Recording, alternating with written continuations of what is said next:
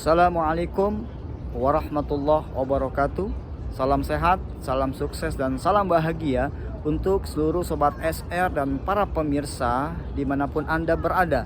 Berjumpa kembali dengan kami di channel ini, dan kami akan terus berbagi pengetahuan tentang dunia metafisika.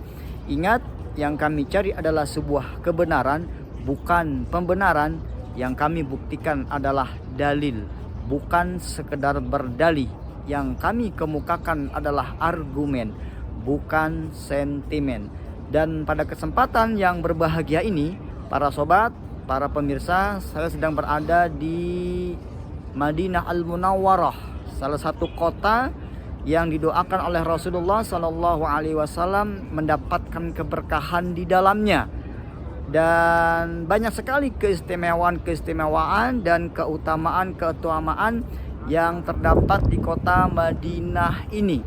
Di antaranya adalah bahwa Madinah ini terdapat sebuah masjid yang dinamakan dengan Masjid Nabawi, yaitu masjid yang mampu menampung sekitar 1 juta jemaahnya.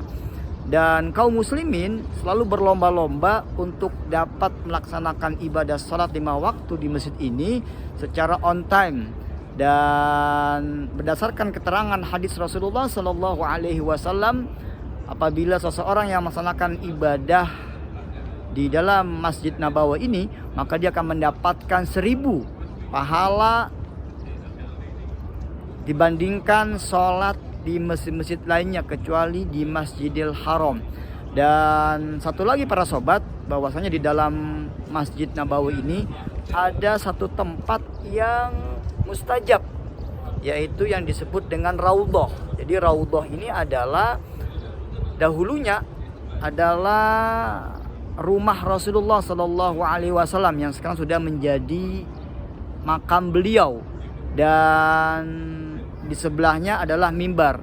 Jadi ini adalah tempat yang sangat mustajab, yang apabila kita berdoa di dalamnya, di tempat tersebut, maka Allah akan mengabulkannya insya Allah. Ini juga berdasarkan hadis Rasulullah SAW, ma baina baiti wa mimbari raudhatun min riyadil jannah.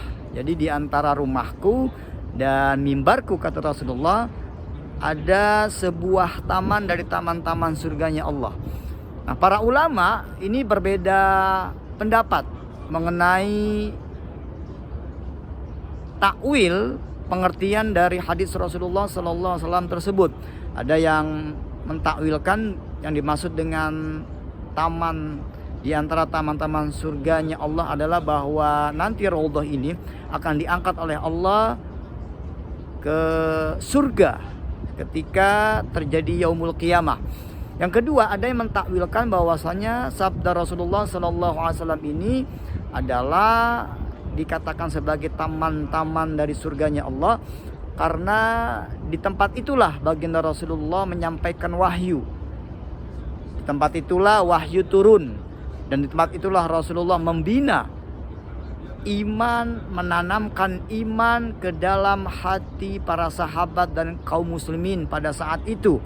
Maka dinamakan sebagai taman atau riyadhah dari surga-surganya Allah. Dan para sobat, para pemirsa, kami nanti akan coba mengunjungi beberapa tempat-tempat bersejarah di kota Madinah ini.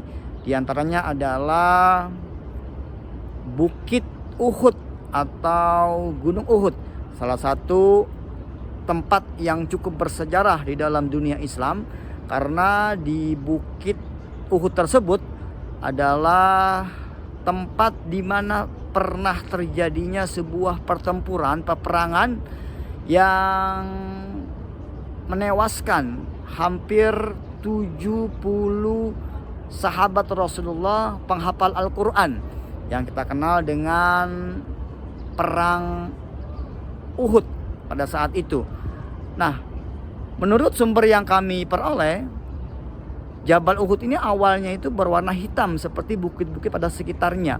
Akan tetapi karena terjadinya peperangan Uhud yang banyak menewaskan daripada sahabat Rasulullah, bukit Uhud tersebut mengalami kesedihan, Makanya sekarang kalau para pemirsa dan para sobat melihat ke sana, itu warnanya berubah menjadi kemerah-merahan seperti warna batu bata. Nah, ini adalah karena kesedihan Gunung Uhud. Anda bisa bayangkan, sesosok bukit saja dia mampu bersedih terhadap wafatnya para syuhada dari sahabat Rasulullah Sallallahu Alaihi Wasallam. Bahkan di dalam perang Uhud tersebut, ini sahabat paman Nabi Sayyidina Hamzah ini tewas karena dia dibunuh oleh Wahsy yang disewa oleh Hindun untuk dibunuh karena menaruh dendam kusuma terhadap Rasulullah dan juga terhadap Sayyidina Hamzah. Semoga Allah merahmati beliau, mengampuni segala dosa-dosanya.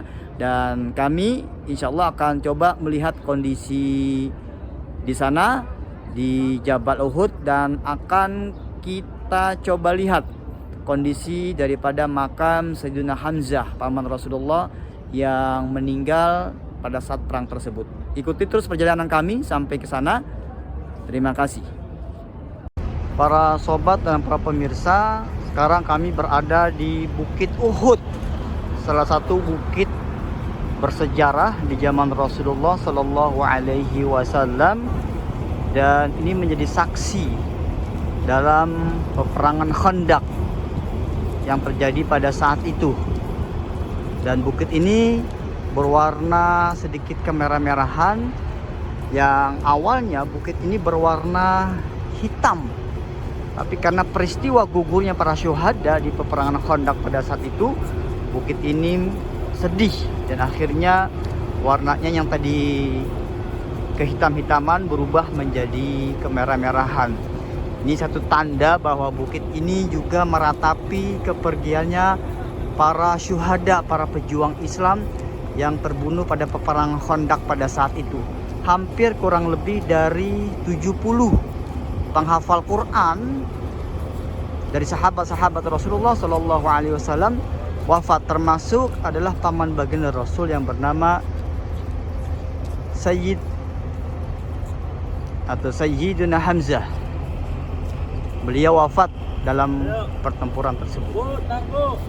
Para sobat dan para pemirsa, menurut ahli sejarah yang ada di kota Madinah ini, di tempat inilah terjadinya perang Uhud, peristiwa Uhud di zaman Rasulullah Sallallahu Alaihi Wasallam antara kaum muslimin yang saat itu berjumlah 700 orang melawan kafir Quraisy yang berjumlah sekitar 3.000 pasukannya.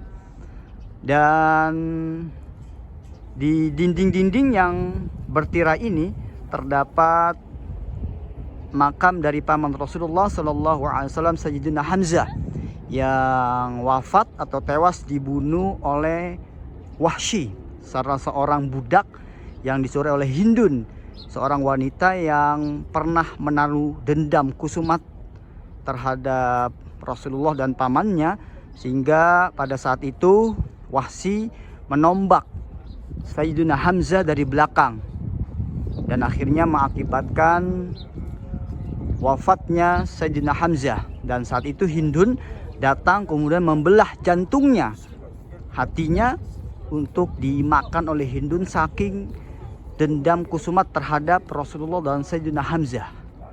Nah, para pemirsa bisa melihat di sana ada tumpukan batu dan di sana terdapat makam Sayyidina Hamzah. Dan beberapa